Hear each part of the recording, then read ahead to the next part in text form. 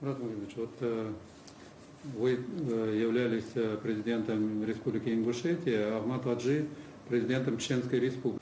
Это был период сложных проблем не только в Чеченской Республике. В Республике Ингушетия там сотни тысяч беженцев было.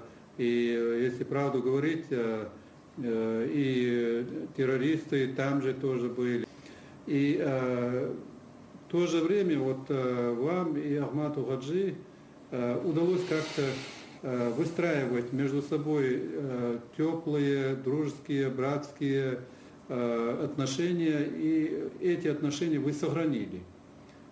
Как это удалось? Ведь тогда проблемы были тысячи раз сложнее, острее.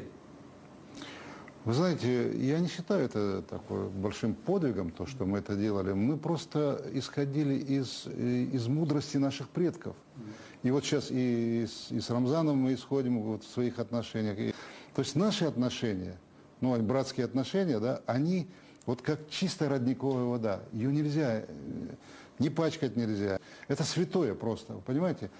И я не считаю, что это вот какой-то большой подвиг. Это обычное явление. Вот как можно как-то по-другому это все понимать?